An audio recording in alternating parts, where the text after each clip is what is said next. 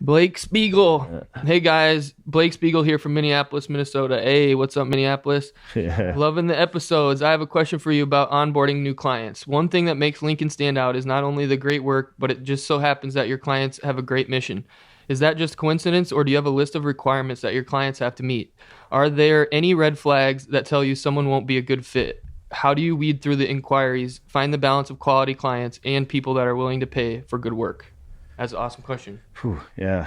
Like the red flags, that'd be a good one. Yeah, the red flags. So, yeah, that's Once you're talking to the client, I feel like you'll kind of know if they've been through this process before. If they're if they send you their logo, that's a PNG logo, but the checker background is like merged with it, red flag already, and you're going to probably have some The issues JPEG going and- forward, So I feel like, within that first 20 minutes of talking with them, you're going to know, have they done this before, or are they open to ideas, or they just want some funky stuff, yeah, and payment is a big deal as far as if they're not willing, like if they can't make that first payment, or if their idea is, hey, the check's in the mail, can you get started? Can we see something?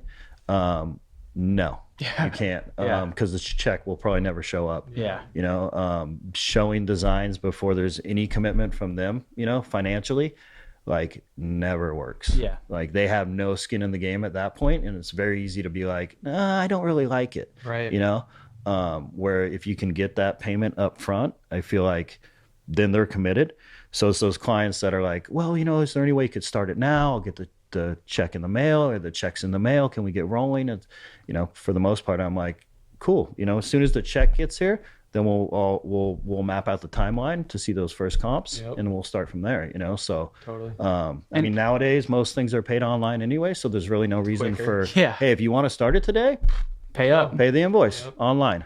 So And if they've been through this kind of before, they've probably paid for a website that is much more expensive than this logo, let's say.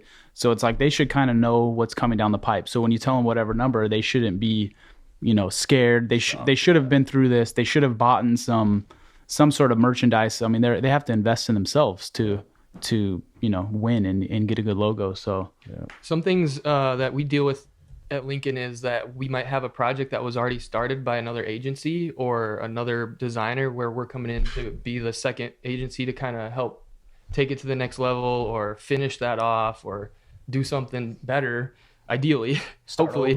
Start over, whatever it might be. But sometimes that's a red flag when you get handed all the work that was done with another designer and you're kind of wondering what went sour or how did that relationship go wrong and how come they're coming to us now or whatever. So you kind of try to figure out those waters and navigate them the right way. But and are they going to leave us? And are they going to show the next designer are what we did? And yeah, especially like we've had that happen a few different times, and I always ask for, hey, I'd like to see what they did for you, because if what they did looks great, or pretty damn good, then I'm like, okay, big red flag. Yeah, huge red flag. What they did was decent, and you don't like it.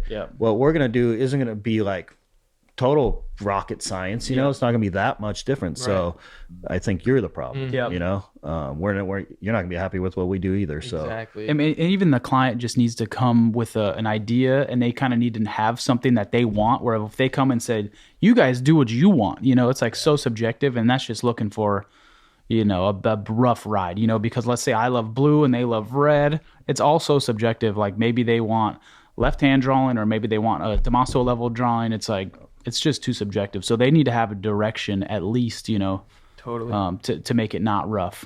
When they say, you do your style, you guys do your thing, that's kind of a red flag for sure. When they're like, oh, wait, we've got 100 styles. We have every style. Which one? Like, definitely.